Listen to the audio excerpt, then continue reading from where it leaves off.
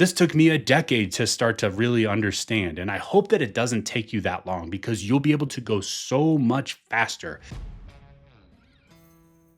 There are some parts of the card market that are really pretty easy to learn and take action on right away, but then there are other things in this market that seem completely reasonable at the time when you're doing them, but then months or years down the road, you're gonna look back and you're gonna wonder, what the was I thinking? So today I'm gonna walk you through some of the hardest but most valuable lessons I've learned across 20 years as a card investor so that you can shortcut that learning curve and get stepping towards your goals a lot faster.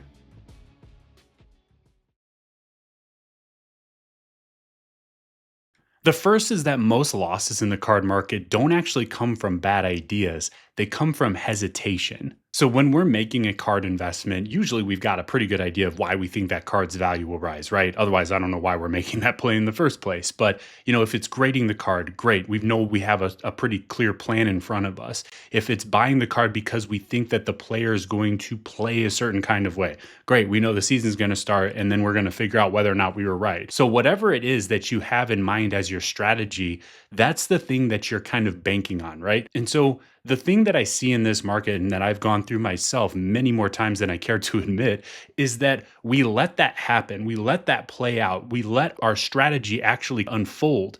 And then we see the results of it. And then we still don't take action. And especially when it doesn't go our way, we end up hesitating. Those harder decisions are the one where the card doesn't grade the 10, the one where the player gets hurt and doesn't go off on the field, the one where the player underperforms, the one where the market never really catches on to the play that you thought was a slam dunk. And so, what do you do then when you're caught in this no man's land with no profit margin available? And if you sell the card, you're probably going to take a loss. Even if you sell at cost, you're going to lose fees. It just puts you in this tough spot where you no longer have that plan in front of you, but you also can't make money and you can't get out of that card cleanly. What do you do? So I'll tell you what most people do.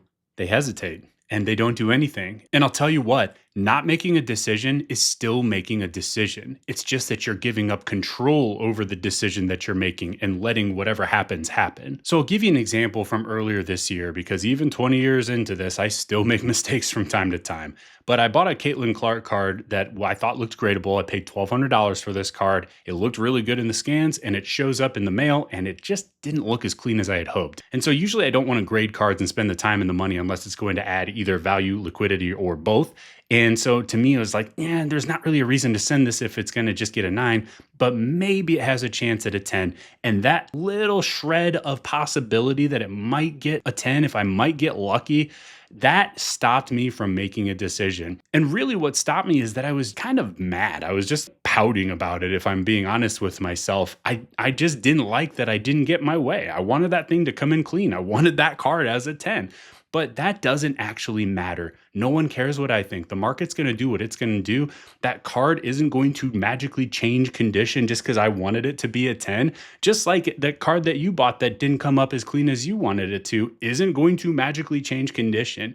And so what we've got to do in those situations is make a decision. And what I did is I sat on that thing and I convinced myself that somehow time passing was going to bring me more information when really that has nothing to do with it. I had all the information that I needed to make a decision, and I just didn't want to make that tough decision to sell the card raw or to send it off for grading and just take a chance on it. Either way, I was likely going to lose a little bit of money, but I ended up sitting on that card for days, which turned into weeks, which turned into months. And then by the time I actually decided, okay, I've got to cut bait on this thing and just sell this card, her market had fallen and I ended up losing $350 on this card. And it's all my own fault for not making a decision. So that indecision is what cost me. I had the right plan. I knew that there was a strategy that would make some money if it played out the way I wanted it to. It's just that when it didn't go my way, I hesitated, and that's what ended up costing me. And so the learning here is when you have a plan for a card and then that plan unfolds, whether we win or lose, we now know and we need to take action. We need to move forward, make a decision about what to do with that card. Because holding on to it puts us in a position where we no longer are in control. We're leaving it up to chance and letting the market decide. And I don't want to leave things up to chance. I want to do the best I can with the information that I have. And that means making a decision.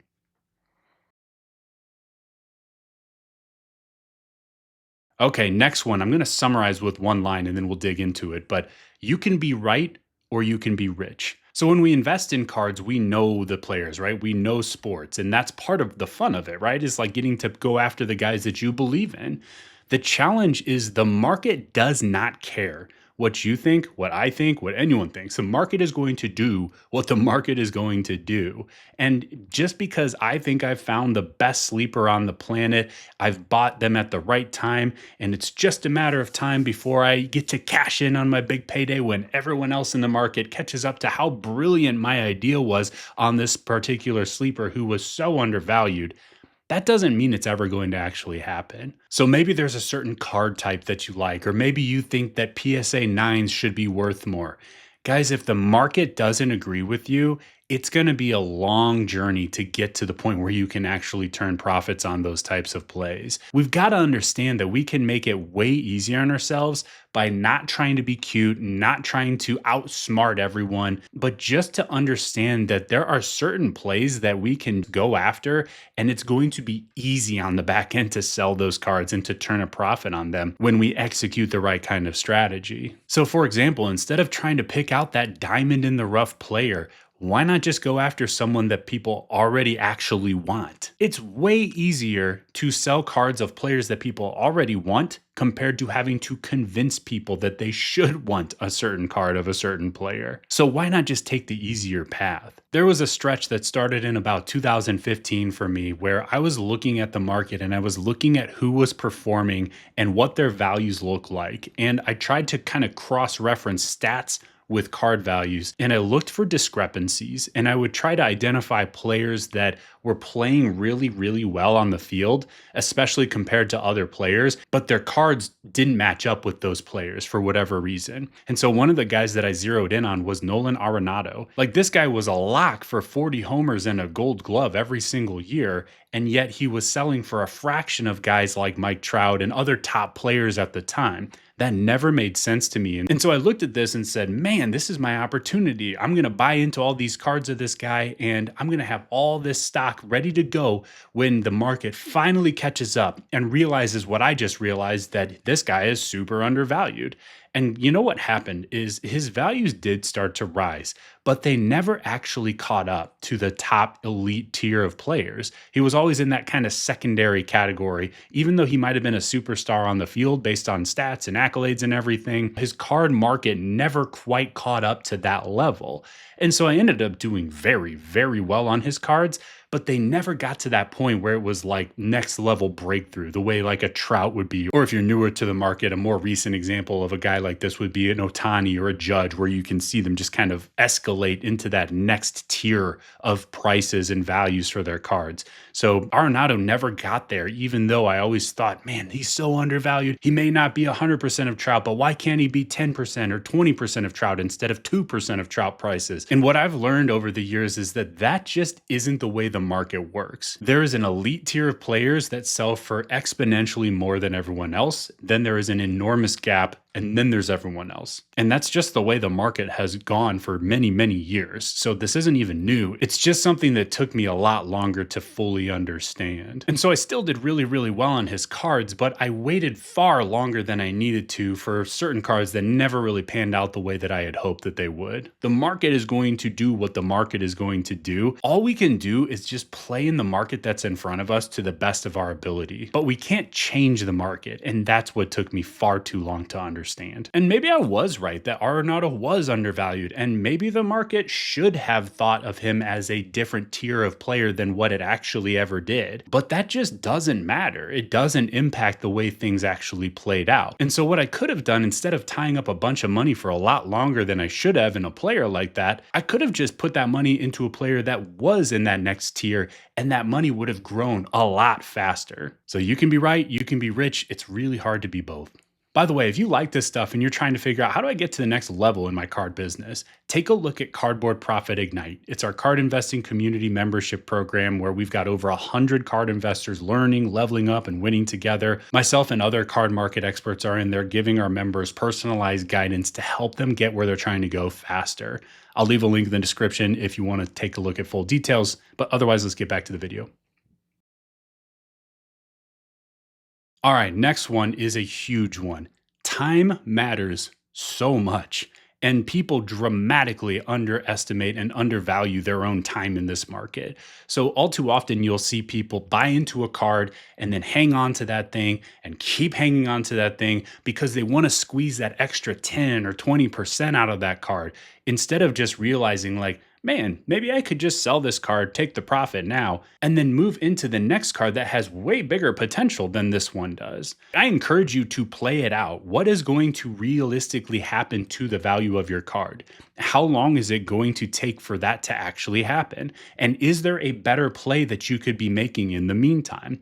There's a question that I ask myself constantly, and it's, is this the card that will rise the highest and the fastest? And if the answer is yes, then great, I'm in the right place. If the answer is no, then I need to unlock my money from that card and then go put it into the card that is the card that's going to rise the highest and fastest. That is how you optimize the investing strategy, is to always get the money into the card that you believe has the best upside. But all too often we sit on these cards and we get them graded and then we hold out for even more. It's like, man, what if we just took the money and got to the next play? And oftentimes the upside of that particular card, holding it for 6 or 12 months, isn't going to be nearly as great as if you move that into a different card and, maybe got it graded or found a play that had faster upside than that. And so I want to illustrate this for you. So let's walk through an example together. And I want to talk to you about how many grading submissions you can send in a year using the same money. So let's say we start with $1,000, and every time we send a grading order, we end up with a 50% net profit. After all selling fees, after all grading fees, after all shipping costs, our net profit is 50%. So here's how much time matters. That first grading order goes from $1,000, we get it back, and all of a sudden it's worth $1,500 based on our profit, 50%, right? We send in that second grading order, we reinvest the $1,500, and it comes back worth $2,250. Okay, so we're 2 grading orders in. We reinvest the $2,250 here, and the third order comes back and it's worth $3,375. Now, depending on the turnaround time we're using, each of these orders is going to take us 2, 3, 4 months to get turned around start to finish, maybe even longer if we're going with the long bulk submission. But here's the thing, if you get these 3 grading orders done, you're going to turn your money from $1,000 into $3,375 in this hypothetical example, of course. Now that's 3 grading orders. What if you got 1 more grading order in for the year by turning your stuff around quicker or by using a faster turnaround time? What does your money turn into then? Well, that $3,375 turns into $5,062.50 if you just get 1 more grading cycle in for the year. So that means instead of taking your money from $1,000 to $3,375, you take it from $1,000 to $5,062. So you're literally 5xing your money instead of 3.3xing your money just by moving a little bit faster across the same period of time.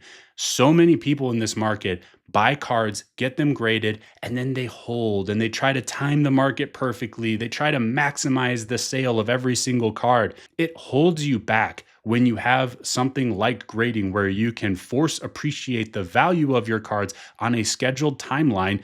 And instead, you choose to leave it up to chance and hope that the market rises a little bit more or hope that someone comes along and makes a bigger offer on your card. Why not just take the money that's there and then get to that next order? People are sitting here holding out for 10 or 20% when you could just go and sell that card and then go make 100, 150, 200% by grading another copy of that exact same card. It doesn't make any sense, but people don't think this way. And it's something, again, I've struggled with this myself over the years too. This took me a decade to start to really understand. And I hope that it doesn't take you that long because you'll be able to go so much faster if you understand the power of just turning over your inventory and getting to that next card instead of always trying to maximize every single sale. So don't underestimate the power of time and the compounding that can happen if you let it.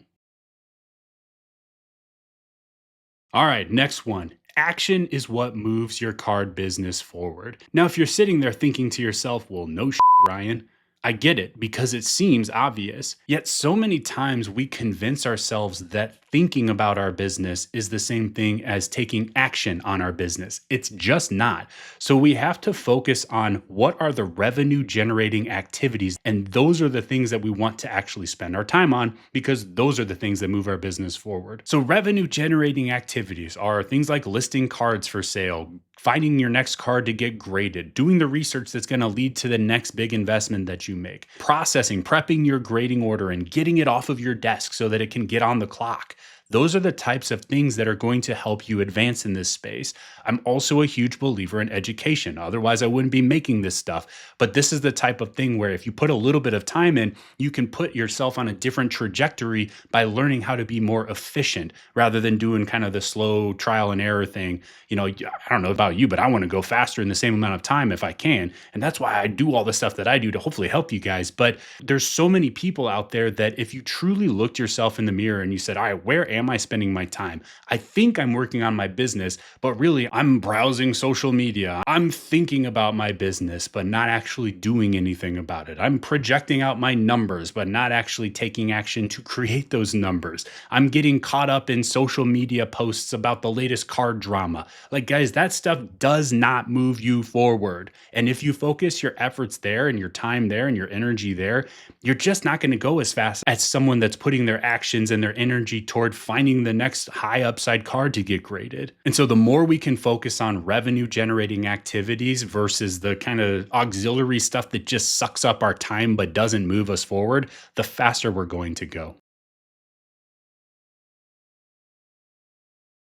All right, I got two more for you before we wrap this one up. So the next one is high upside is greater than high value is greater than high volume. So think about what I'm saying here. So if you are someone who is trying to figure out how do I get this thing to the next level? Well, you got to start by doing more of something, right? So you either need to do more volume, you need to do higher value, or you need to just find cars that have higher upside and pursue those instead. Now, the volume play is fine. There's nothing wrong with this, especially when you're starting out. You might have to do more volume and do more work to kind of build up off the ground. But as soon as you're able to, I would love to see you graduate from that level and just be more efficient with your time by going up market a little bit. And instead of dealing in $2 cards or $5 cards, get to a $10 card, then get to a $20 card, then a 50, then a 100, then a 500, then a 1,000. Like just keep going up market until you find the sweet spot that you really like to deal in, where the money that's available on the backside when you turn a profit is actually worthwhile to you. When I was brand new in this space, I was flipping dollar cards for $3 because that's as much money as I had. I had all the time. I just didn't have the resources. So I had to grind my way up. And it helped me kind of cut my teeth in this market because I learned so much from doing that and putting in that volume,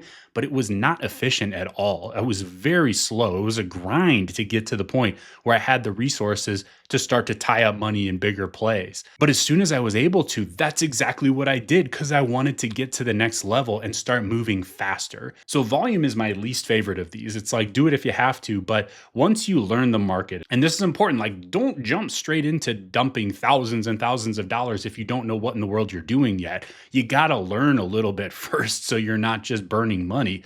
But once you have built up some of these skills, that's where, man, I love the idea of getting into higher value cards so we can just move faster. Now, the X factor here is higher upside cards. So what do I mean by that? Well, I'm looking at cards where you don't necessarily have to spend thousands and thousands of dollars, but you can still unlock big time upside if you get into the right cards and have the right plays in mind. For example, there are cards out there where you can pay $100, get the card graded, and if it gets a 10, it's going to sell for $200. Not a bad play, right?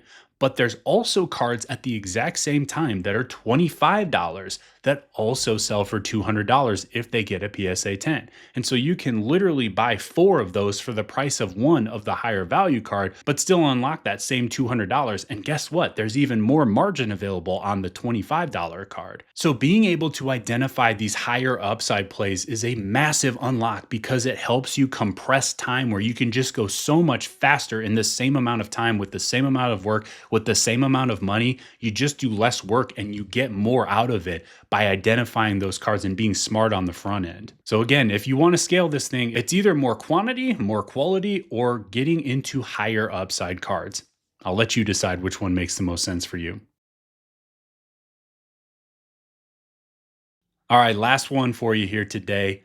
Just start. Confidence comes from taking action.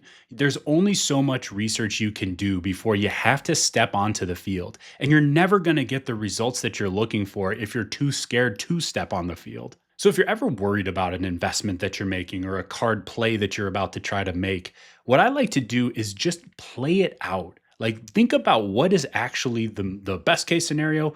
What's the worst case scenario? What's the most likely scenario? And then I ask myself the question, can I stomach that worst case scenario? And if so, then who cares? What am I waiting for? Especially if there's a great upside. If the best case scenario is something really appealing, and certainly if the most likely scenario is really appealing. What are we waiting for? So we have to accept that there's just going to be risk when we're making a card investment. That's unavoidable. And so if you're trying to find the perfect moment or the perfect play, it just might not be out there. You might have to go with the information that you have and do the best you can to just make a great play or a good play instead of that perfect play that you may never actually find. I'll take you back to my early days. And back then we sent to BGS rather than PSA because a BGS 9.5 grade was about the same as a PSA 10 from a value standpoint back in the late 00s. And so I had never graded cards before, but I had been around the market long enough to understand that there was real upside there if you sent the right types of cards and they got the grade that you were looking for. And so I started to put together my first grading submission, and I had 5 cards that were ready to go. I had looked them over. I knew they were clean. I knew there was some upside if they got the grade I was looking for. And what I did was I sat on them. And I waited because I was unsure. I was not confident. I was scared that what if I got all 9s? What if they didn't go the way that I wanted to? And really what ended up pushing me over the edge is I played it out and I said, well, hold on, this is only like $50 of grading fees that I'm risking, and it's only going to take about a month to get these cards back. Back then, grading was a lot cheaper and a lot faster than it is now. But I looked at that and I said, okay, I can live with that. Let's try this because I'm not going to get more confident. The cards are in the condition that they're in. They're not going to get into better condition magically. So why not take a shot on this thing? And I sent those cards off, and guess what?